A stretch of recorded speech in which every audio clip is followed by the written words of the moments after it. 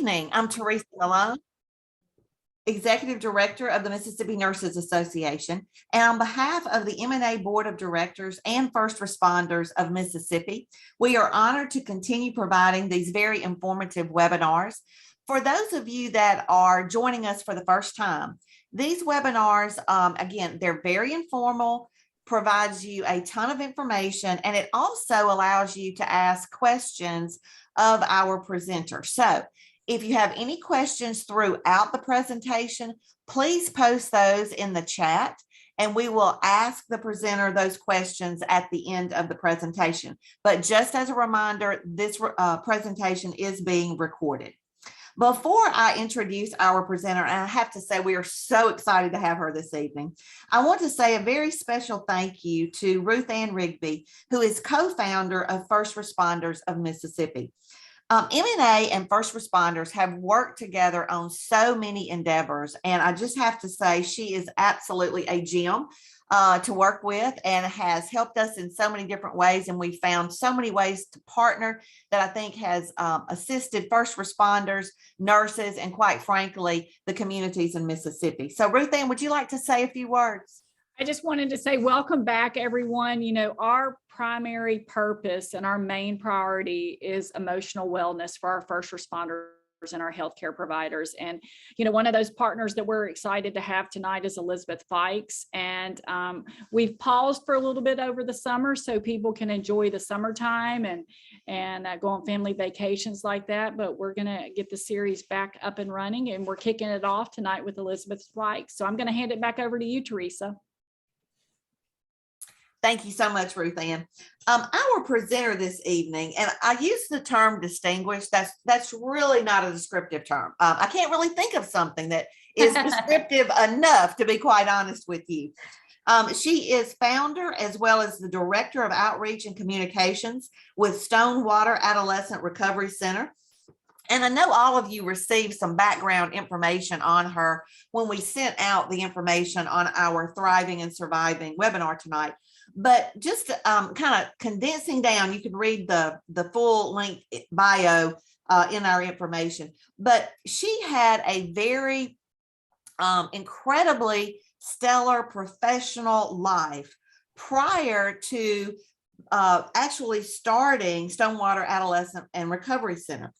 And part of this happened because when her brother Brian began struggling with substance use at a very early age, Elizabeth learned firsthand what it was like to see a sibling change in the throes of substance use and face the necessity of long-term treatment. Understanding that these behaviors affect not only the adolescent, but really your entire family, she became very passionate about sharing her family's experience with other families, helping them, letting them know that others understood what they were going through when they were at the crossroads of seeking treatment for their child. And therefore, she actually founded Stonewater Adoelscent Recovery Center. So Elizabeth, thank you so much for joining us this evening. Elizabeth Fikes is our presenter tonight. Again, it's a 30-minute presentation. Y'all, please feel free to ask questions. And with that, Elizabeth, I'm going to turn it over to you. Thank you so much. Thanks for having me. I'm so glad to be here. And just thank you to all of you guys as first responders in Mississippi. As you know, Teresa said, we started Stonewater from our own family experience with this, and we certainly would not have been able to get my brother to the help that he needed at that time, which was now almost 18 years ago. We celebrated 18 years of his recovery in May. But we wouldn't have been able to do that if it hadn't been for the first responders in Lee County and near Tupelo, Mississippi. And so we're just so grateful for you guys and all the work that you do. And really, I'm going to dive right in. I have a lot of information to go over.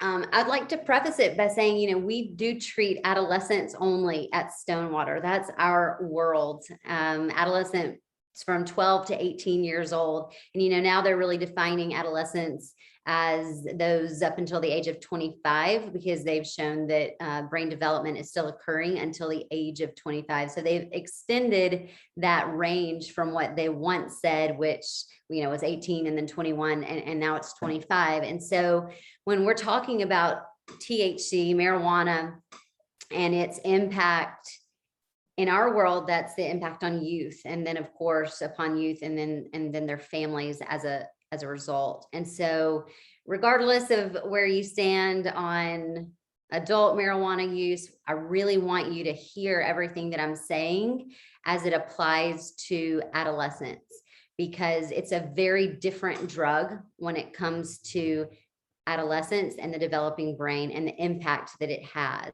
And so sometimes people might hear the data that I present or that's presented for adolescents and be kind of analyzing it through that lens of, yeah, but what about my friend who's an adult and, fill in the blank. I just want to say this is all applicable to youth specifically. And I want you to really be aware of the way that it is such a different drug when it comes to a developing brain. So I'm just going to dive in. You guys feel free to ask questions as you need to. Oh no, we did troubleshoot this before.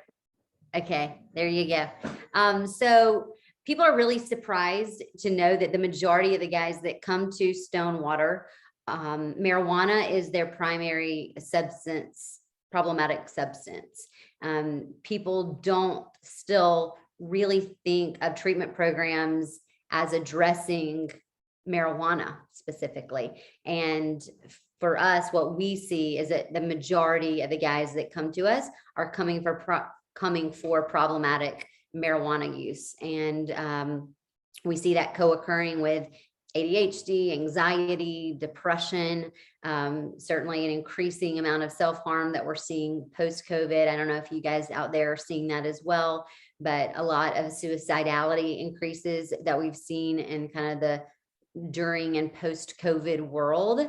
But far and away, marijuana is that problematic substance. And so many people, when I talk to parents, they say, he's just using marijuana, and they delay it. And I think we as a family too, I as a sibling knew that my brother was smoking weed, but I didn't think that was worth me intervening, because I'm an older sister. People that I knew had done it when I was growing up. And a lot of these parents might say the same thing. I used to do it. It wasn't that big of a deal. But if you're hearing a message today, it's that marijuana, weed has changed dramatically over the last 20 years, especially. And that's the origin of a lot of these issues that we're seeing. And they're so much more exacerbated than they used to be. And so I really just want to kind of break down some of the myths kind of methodically. First of all, I also want to let you guys know that with that marijuana use, we've seen some really alarming medical issues that have accompanied it. Number one, a lot of you guys have probably heard about, which is marijuana-induced psychosis. We have many guys that come to us and either have struggled with this in the past, are coming to us from hospital stay where they had to be stabilized over, a week, 10 days, 2 weeks in some cases before they could even come to us, not because marijuana laced with something else or marijuana plus something else, because the potency of the marijuana that they're using in conjunction with their developing adolescent brain has tripped the brain in a way that is, created this marijuana induced psychosis.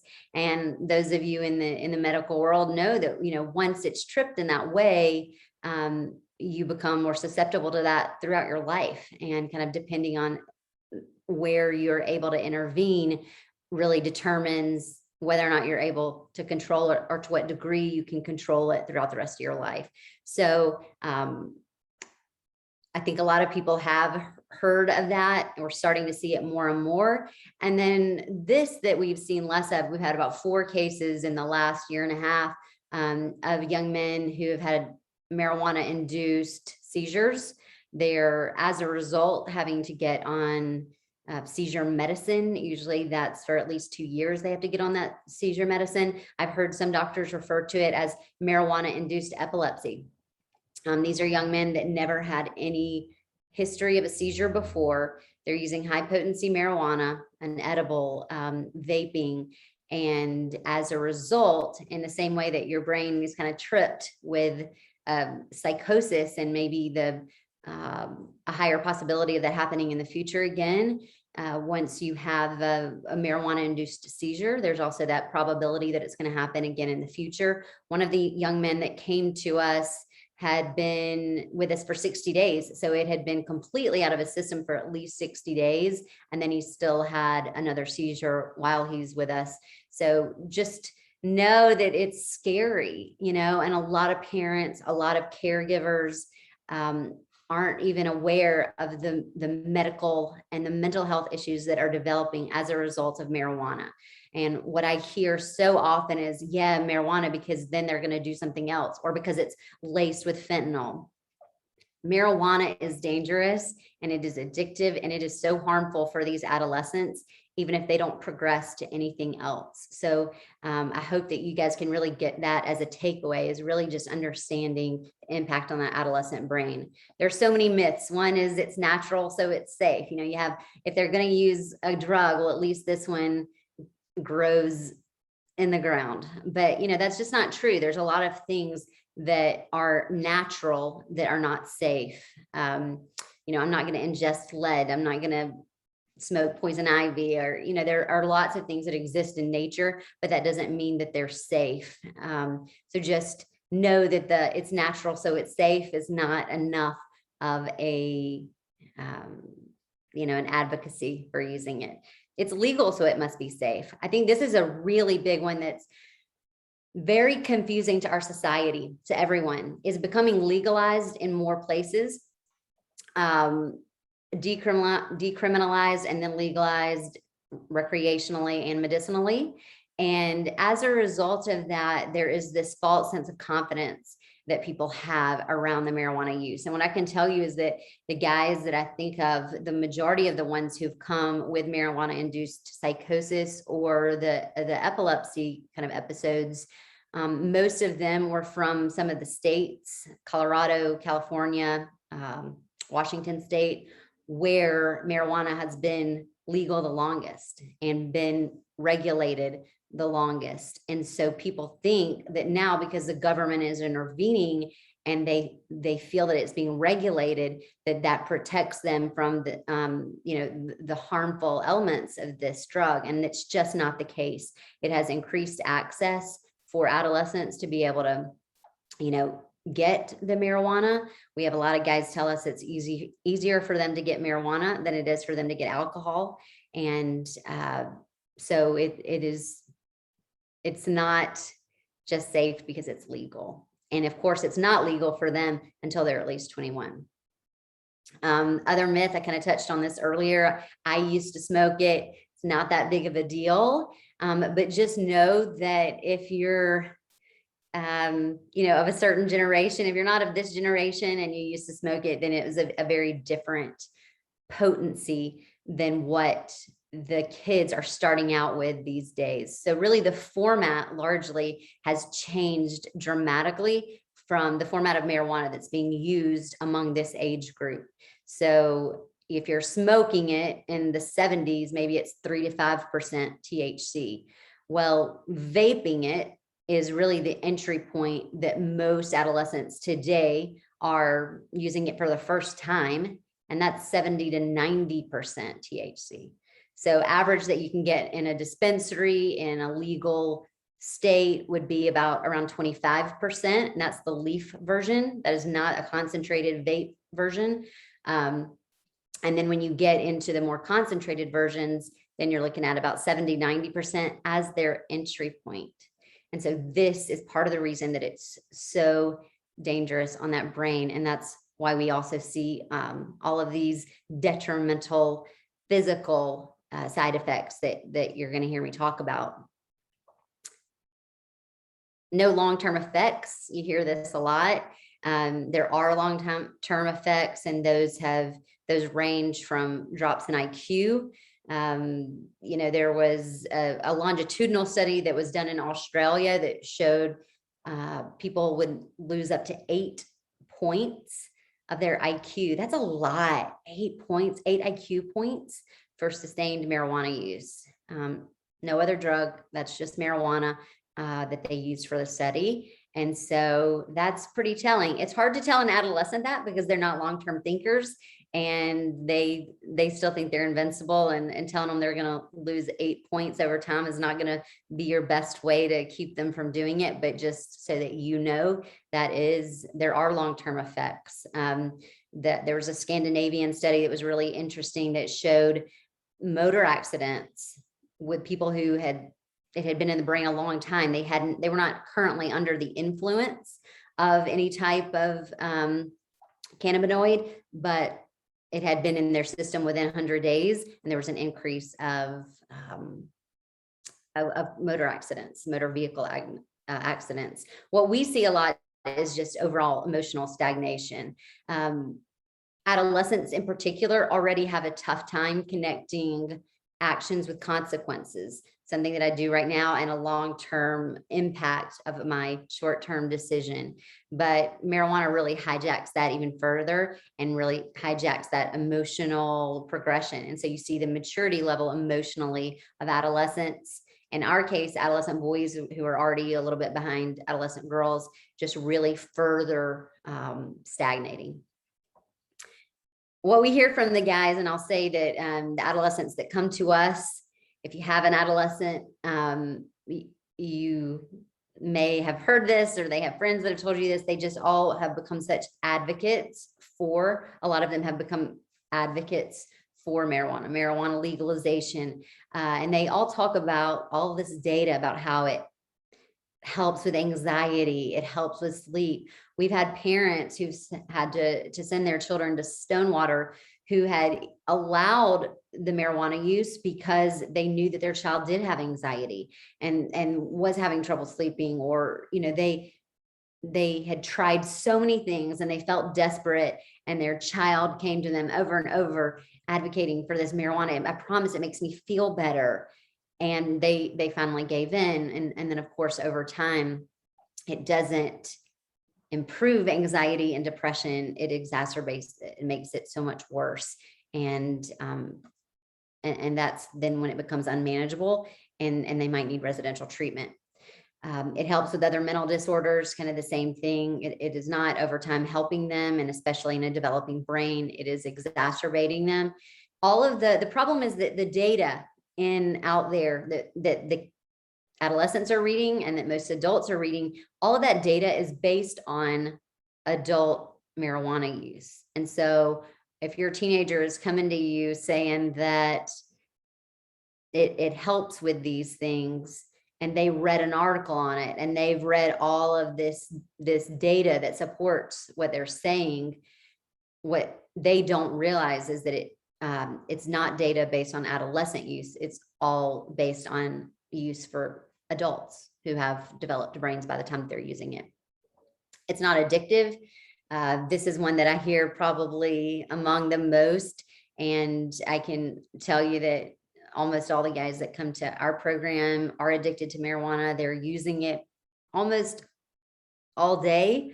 And I say all day because now with the vapable format of marijuana, they're able to use it in their schools. They're able to use it in the classroom. When I was in school, aging myself a little bit, that even if you were going to smoke a cigarette, really, you would have to maybe wait till between classes, go out to the parking lot. If you were really brave, you might do it in the bathroom, but there's going to be an odor. It was going to make your clothes smell bad. There's going to be smoke. There's going to be teachers around that are going to see. Now with the formats of marijuana that they're using, they're able to do these things which are largely unnoticed. And so they're not having to wait. They can do it while they're in class. Guys are doing it when they're in church. They're doing it and they don't have to sort of wait. They don't have those natural punctuations and time and maybe limits that existed with their school days before. And so this is something that has because they're able to use it more frequently throughout the day without it going noticed, it is also increasing their addiction to it. You can't overdose or withdraw. You know, people say that about marijuana. There have not been, to my knowledge yet, the last time that I dug into all the data for this, there had not been any lethal cases of lethal overdoses where someone died from marijuana, but you can overdose. We certainly see the withdrawal. Withdrawal can look like a lot of different things. It's certainly uncomfortable, but you can see vomiting, anxiety, chills, very flu-like symptoms, aches. These are things that happen when the body is withdrawing. So if you're not addicted, then you wouldn't withdraw, but your body has become accustomed to using that regularly. Vaping, again, I've kind of touched on that already, so I'll keep moving through. But, I just want to say the vaping industry, they said, we're not targeting adolescents. People came out against these vaping companies and said, you've got to stop targeting kids in your campaigns. And they said, we're not. And then I just wanted to kind of show you guys, if you Google some vaping ads, this is what you're looking at. It's all young people and they're having fun and they're looking cool, and the flavors of the different things that are available out there. Delta 8, a lot of these favorite flavors are candy and things that would appeal to a younger person. Delta 8 is something that we're seeing a lot more frequently as an issue. Delta 8 is a THC product. It is lower in concentration. It's available though without a prescription in vape shops. So I just Googled last night where you could find it near me in Oxford, Mississippi, and a whole list of shops came up. I saw one of the shops had a sign out in the parking lot as I was driving by the other day, showing that Delta 8 is available. It does have psychoactive effects. It is not approved by the FDA, and it does create a high. I mean, this is a THC product, and I know that all of you guys probably know that in this audience, but THC is that active chemical in marijuana that makes you high. How are we on time? Okay, yeah, I know I probably need to, I'll just kind of whip through these last ones. I'm not gonna have time to go through all of them, but I just want to say social media is where a lot of our guys that are coming, they're buying it, they're selling it, they're smoking it, ingesting it in whatever format on social media. And so if you are a care provider, if you're a parent, make sure that you're checking these things. We have, I showed some emojis, but they have these whole emoji codes where they might just be showing a Snapchat of them with their family at a game. But if they have on let me see, I'll get to it. Sorry, I'm having to go through it really fast, but like one of these, this is more of sort of a distribution dealer advertising emoji. They might have one of these emojis up on their picture in Snapchat, and any of their friends who see this are going to know that they have drugs available. And things like that. Even if a parent is looking at their child's social media, that might go largely unnoticed. A lot of parents and caregivers are not aware of the different ways that they're communicating around substances. So know that what you see is not always kind of representing the full picture. And then, I have here, I'll just kind of wrap up and skip to the last slide, but I just wanted to talk a little bit about the things that are important to look for. People don't associate marijuana as a drug that makes you aggressive, but again, in the adolescent population, we do see that these adolescents become irritable, verbally aggressive, physically aggressive in the home. A lot of the times they're not being physically aggressive in the classroom, physically aggressive towards their teachers, but they're becoming verbally aggressive in the home, huge mood swings. A lot of people still have that kind of image of marijuana as making you just want to veg out on the couch and eat Cheetos. It's not that when it comes to adolescents. And so then they're very puzzled, and they see behavior that feels defiant, belligerent, argumentative constantly. They see this big shift in adolescents' personality, and they don't think of it as being attributed to marijuana, because that's not what they think marijuana does to someone. And in fact, in this population, it's what we see. So if you see those things, certainly a withdrawal and things that they're good at, if it's a sport, if it's music, if it's art, if it's anything extracurricular, engagement with family activities they used to enjoy and have fun with, that now they're isolating or only wanting to be with their friends. These are some kind of warning signs that something may be going on. Certainly drops in grades, changes in sleeping patterns, changes in eating patterns or appetite. And then even asking for money frequently, small lies. It doesn't have to be asking for $100. It can be just dollars here and there missing from your purse or from places in the home. It can be small white lies about who they were with. When you start to see those things that are not normal for an adolescent, don't just brush them off, and certainly don't just say it's probably a phase. This is just something that they're going through.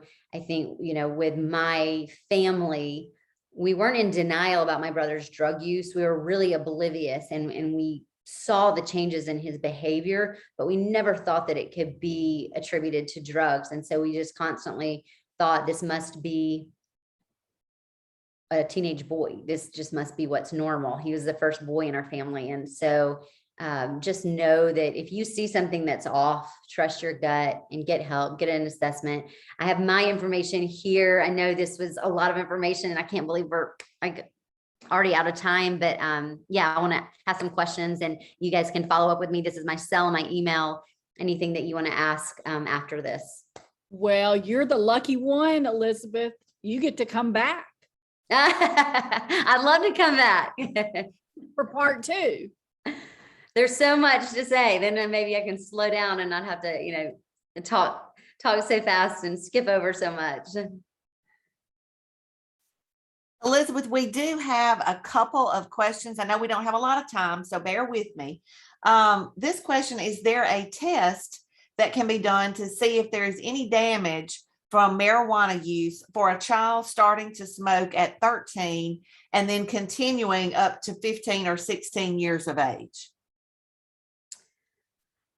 Well, I think, you'd have to have sort of a point of comparison, right? So if you had testing done before, there's lots of cognitive, academic IQ testing, things that can be done if you have a point of comparison. If you don't know what the starting point is, and you're testing it a few years later after there's been regular substance use, it's going to be kind of hard to know if there was a decline. But there's certainly a lot of testing out there, that we do at Stonewater, that outpatient therapists do locally, that can help you define whether or not someone is probably using marijuana or another substance, and cognitively where they are and what that impact might be. Thank you. We have another question, and this was about some of the emojis that you had shown earlier. And just as a reminder to everyone, this is being recorded. So the PowerPoint will be available on our website at msnurses.org. So if you wanted to go back and look at those emojis again, get a better understanding and have a better idea of what to look for on your child's accounts, then you can definitely listen to this again. I've had several questions about those emojis. I also had a question about Delta 8, and if there are other similar substances that you are seeing an increased use of by your patients that is causing some issues. I know you mentioned the Delta 8, or is there any other one that you think is a prevalent one? In the last couple of months, we've seen more fentanyl than we've ever seen. In the last few months, we've seen almost the same as what we've seen in the last going on 6 years. So it's alarming, and adolescents have access to it much more. Either it's more accessible to them or it's just more prevalent in general. But I would say that, and then also just self-harm in general as an acceptable and sometimes even encouraged trend among adolescents is something that we've seen frequently lately. Thank you so much. And that might be something that, since we are going to ask you back for for a part 2, if you might want to incorporate some of that into your I would love to. next presentation. There was so much too that I would love if you guys have, I don't know who all is in this audience and if this would be relevant, but a lot of information on sort of even gaming, technology, addictions, or tips, things to look for. I have a lot more information in terms of the social media piece. Yes. Things to look for, both as a parent and a caregiver. And I'd love to speak more about it. Yes, we might have to have you back for 2 more parts then. Let me really quickly check the chat. I saw somebody post something. With vape often being the source of marijuana use for many first-time teen users, what strategies can be used to diminish its attractiveness? Peer pressure is often a precursor to marijuana vape use, and many teens think that since, give me a minute, it is being used in vape form, it is okay to do so. Could you maybe address that what strategies can be used to diminish its attractiveness? That's hard. It goes back to adolescents being wired as short-term thinkers and really feeling invincible. You're not going to win your child over probably by countering with all of the other data. But I think information is really important. And so the greatest thing that parents can do, that therapists can do, that anyone in the medical field can do, is really know the data themselves. Because when you engage in an argument, what I found is that a lot of the parents or the therapists, they're also kind of confused on, well, I've read all of this stuff about the benefits of marijuana, and this young person is telling me that it helps with their sleep and their social anxiety. So they don't feel equipped to really write the statements and really offer the truth. And so I think one of the greatest things that you can do is just make yourself aware of the truth so you can present that. And honestly, just make the case for the kids to delay it. You're not going to maybe you can't convince them to never commit to never using marijuana in their lives, but at least say, okay, listen, can you just delay it until you're an adult? Delay it until your brain is developed, because this is the reality for you and your use at this point in your brain development. Thank you so much. I have had so many texts coming in, thanking you and oh, good. Thank you guys for having me. Yes, how much they appreciate it. And I have a comment from a school nurse that I would like to read to everyone. It says, I am a school nurse at a junior high school, and all of this is very relevant to what I frequently see. Everything she is saying is true. I have seen it firsthand with some of my students. So definitely what you provided tonight resonated with everyone here. Again, we are so looking forward to having you back, and we truly appreciate your willingness to do that, because as you said, there's a lot more information. I know that our time is up. I want to say a very special thank you to you for joining us, and also to all of you that attended tonight. If this is your first time, hopefully you can see that these sessions are so needed. They're short. And again, very informal, but they are so needed. And the information that is provided is so relevant to what's going on in our world today. So to all of you that participated, thank you so much. Have a wonderful evening and have a wonderful upcoming weekend. Bye, y'all. Thank you, guys. Bye.